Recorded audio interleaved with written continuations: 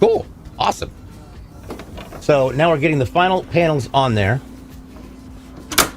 I'm going to be excited to see how this thing looks.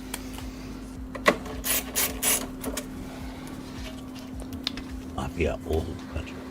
You'll see this real quick.